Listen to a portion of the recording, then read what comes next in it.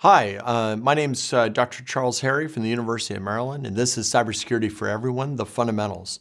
So cybersecurity is one of these topics that a lot of people talk about. You hear it on the news. You hear maybe even some of your friends talking about it as they read some article in the newspaper. The question is, what are we talking about? What is cybersecurity? And so this question, this fundamental question, is an area that frankly many of us are confused about. So how can we maybe demystify this subject? And that's the goal of this course. We will talk about what do we mean by cybersecurity, and maybe the first place that we should focus on is really a definition. What do we mean by cybersecurity? It's usually a good place to start.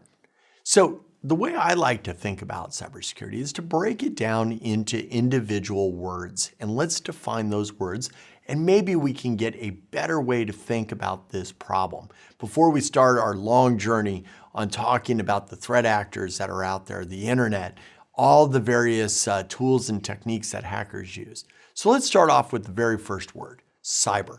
What do we mean by cyber? And if we take a look at just your normal dictionary, something like the Webster's Dictionary, we get some sort of definition that looks like this: of relating to or involving computers or computer networks.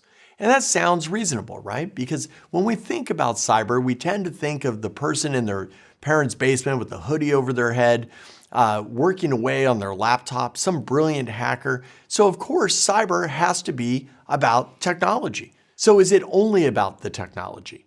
That's the question. And in fact, when you take a look at some of the historical representations and definitions of cyber, we get a slightly different view. So let's define the term cyber. How is cyber different than other terms that we often hear? Terms like information assurance or information security, or even things like cybernetics or computer security, or something as generic as IT security. How is cyber different? And if we actually explore this term, if we explore it and take a look at some of its historical roots, we start to figure out that cyber is actually something a little bit broader than just the technology. So cyber really evolves historically from this larger field. And the larger field was often termed way back in the 1940s, cybernetics, which dealt with the field of control and communications theory, whether in machine or in the animal. And that sounds like a really, really strange quote, but what we're talking about here is not just about technology, not just about the machine. We're also talking about the animal or the people. And so this term, starting all the way back in 1948, evolves and morphs itself over the years, and eventually becomes popularized in a novel, Neuromancer, that maybe some of you have actually read or had the opportunity to review in the past. But this ability to blend technology with people is what starts to make cyber different than IT security or computer security. It's broader. It's this confluence between technology, human beings, and human organizations that really make it different. That's why we talk about cyber instead of IT security or computer security. It's different. It's about this complex system and this interplay between technology, people, and organizations. So yes, cyber is about technology. And that's something we're going to talk a lot about through this course. We have to talk about things like laptops, application servers, databases, smartphones, sensors, networks, and even autonomous cars, something that we're looking forward to over the next 10 to 15 years. But cyber is also about the humans. It's not simply about technology. It's about the hobbyists, the people who just enjoy playing around with technology. It's about the social activists that are out there who might want to leverage computers and their insight into organizations how to advance their personal agenda and their organization's agenda.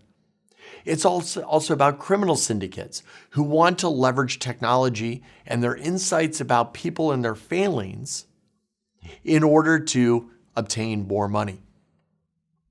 It's about intelligence operatives, people who work on behalf of other nations, who are interested in understanding a variety of secrets about other nations.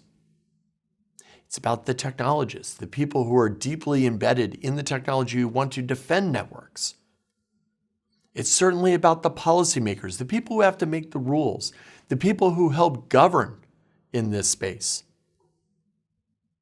And certainly it's about corporate executives and corporate leadership. They're the ones making decisions about where to spend their scarce resources to defend networks. So cyber is not simply about technology, it's also about the humans. But cyber is also about the organizations. Things like corporations and water treatment facilities, electric companies, maritime transport companies, rail, and certainly nuclear power plants, and many, many more. So it's not simply about the technology. It's not just about the computers and the software that's running on those devices. And it's more than just the humans that are operating those particular machines, but they both come together in a broader set of organizations. And that matters. It matters because when we talk about things like an attack surface, the broad array of devices and vulnerabilities that hackers leverage and exploit, we have to think about humans and machines, how they work together to produce a product or a service. And that helps us understand where our vulnerabilities lie and where the risks are to all of society in some cases. So cyber is complex. Yes, it includes technology. It's hardware and software running on various devices. But it's also about the people, technologists, executives, public officials, and the hackers themselves and their motivations. And finally, about the organizations, the private and the public sector. When does a cybersecurity issue become a public concern and not simply a private problem? How do we make that determination? So these things come together and it moves us beyond simply evaluating the technology. Cyber is much more than the ones and zeros that we often hear about in popular media. It's about the confluence between technology, humans, and organizations. So it does not stand alone. We need to think about this holistically. So if we wanted to come up with a working definition of cyber, and certainly there are lots of different definitions that exist, one in particular that I like is from the Public Safety Board of Canada. And it really emphasizes this interaction between humans and technology. And the idea is that there's an electronic world that's interconnected, filled with networks of information technology. But in addition, it's a global commons where people are linked together to exchange ideas, services, and friendship. And I think at the heart of this definition, it highlights what we've just been talking about, which is that cyber is an issue of complexity between technology, individuals, and organizations. In this video, we've talked about the term cyber and how cyber is much more than simply about the technology. It's about technology, individuals, and organizations working together. In our next video, we're going to talk about what we mean by security. See you next time.